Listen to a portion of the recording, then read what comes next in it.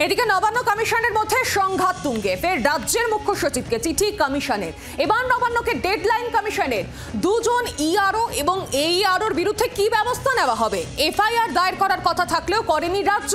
11 আগস্টের মধ্যে নির্দেশ কার্যকরের চিঠি দেওয়া হয়েছে, 3টের মধ্যে ব্যবস্থা নেওয়ার নির্দেশ। এদিকে মুখ্য সচিবকে ফের চিঠি কমিশনের, এমনটাই সূত্রের মারফত জানা যাচ্ছে। রাজ্যের মুখ্য সচিবকে চিঠি এবার কমিশনের, কি ব্যবস্থা নিতে চলেছে এই নিয়ে প্রশ্ন রয়েছে।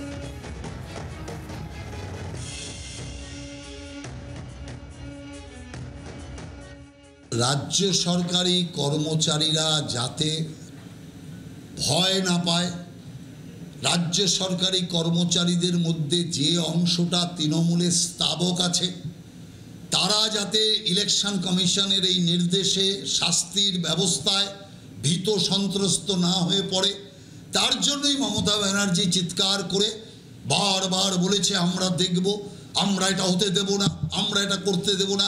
অতীতে এই ডায়লগ আমরা অনেক শুনেছি।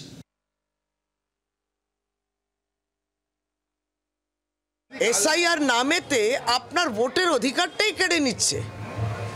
এবার মমতা বন্দ্যোপাধ্যায় কিন্তু প্রথম আওয়াজটা তুলেছেন, এই দল আওয়াজ তুলেছে, প্রতিবাদ করছে, কই তাদের আওয়াজটা কোথায়? বলতে পারবে? বাংলা বিরোধী এরা, কোনো জায়গায় নেই। বাংলার আওয়াজ, বাঙালির আবেগ, জি 24 ঘন্টা।